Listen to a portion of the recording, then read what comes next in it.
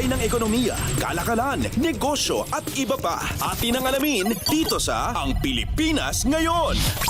Magandang araw, narito ang balitang negosyo at kalakalan. 51 sa 59 na mga proyektong inendorso para sa Green Lane Treatment ay nasa renewable sector ayon kay Department of Trade and Industry o DTI Secretary Alfredo Pascual. Sa ginanap na awarding ng Green Lane Certificate sa Prime Infrastructure Incorporated sa Parañaque City, sinabi ni Pascual na nagbigay ng Green Lane endorsements ang One Stop Action Center for Strategic Investments o OSAC-SI ng Board of Investments o BOI sa 59 na mga proyekto na nagkakahalaga ng 1.9 trilyong piso batay sa pinakahuling datos nitong Abril 1. Nagkakahalaga naman ng 1.57 trilyong piso ang 51 renewable energy o RE projects na may Green Lane certification. Ilan pa sa mga proyekto sa ilalim ng Green Lane ang 4 na digital infrastructure investments na nagkakahalaga ng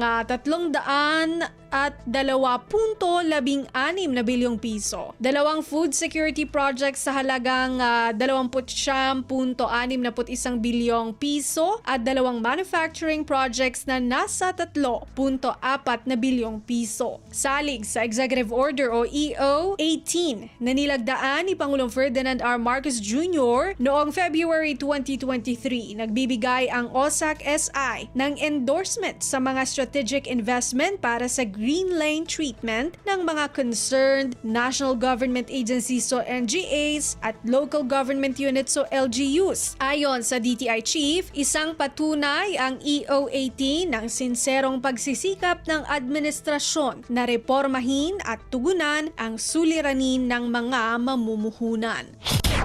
Lagay ng ekonomiya, kalakalan, negosyo at iba pa. Atin ang alamin dito sa Ang Pilipinas Ngayon.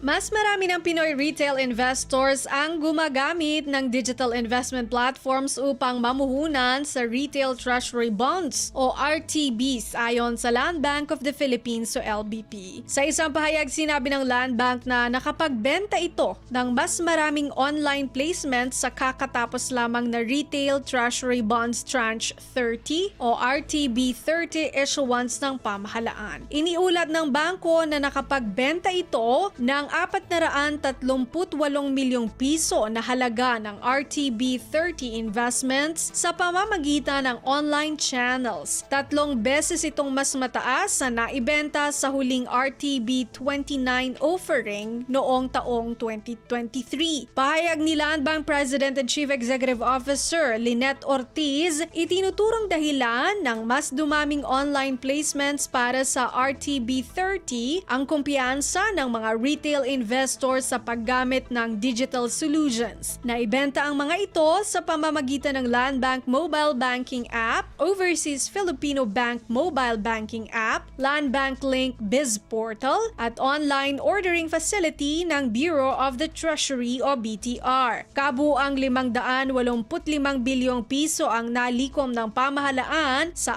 RTB 30 issuance na pinakamalaki sa kasalukuyang tala ng domestic fundraising. Gagamitin ang nalikom na issuance sa infrastruktura, pagpapalakas ng agrikultura at iba pang sektor at pagpapaunlad sa healthcare system ng bansa.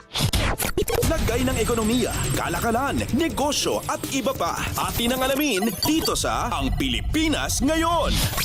Pangwakas sa ating balitang negosyo at kalakalan, nakapagtala ang Philippine Airlines o PAL ng $450 million o 25.4 billion Philippine peso para sa capital expenditure o CAPEX ngayong taon. Sa isang media conference, sinabi ni PAL Senior Vice President at Chief Financial Officer Ana Isabel Bengzon na 80% ng CAPEX ngayong taon ang ilalaan sa aircraft. Nabanggit naman ni PAL Officer in Charge Executive Vice President at General Counsel Carlos Luis Fernandez na namumuhunan ng kumpanya sa 22 bagong aircraft na nakatakdang i-deliver mula sa 2025 hanggang 2029. Ani Fernandez, kabilang sa karagdagang mga fleet ang siyam na A350-1000 para sa non-stop flights sa North America at iba pang long-haul overseas destinations, gayon din ang 13 A321neo na magsisilbi sa PAL regional route sa Asia at Australia. Maliban sa paglulunsad ng kauna-unahang non-stop flight sa Seattle, sinabi pa ni PAL President at Chief Operating Officer Stan Lee Nang na muling bubuhayin ng airline ang mga ruta sa Cebu at Osaka at Manila at Sapporo. Dagdag nito,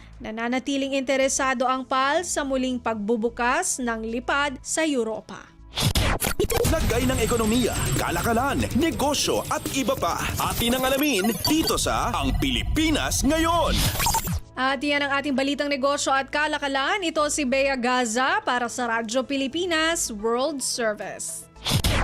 Lagay ng ekonomiya, kalakalan, negosyo at iba pa. Atin ang alamin dito sa Ang Pilipinas Ngayon.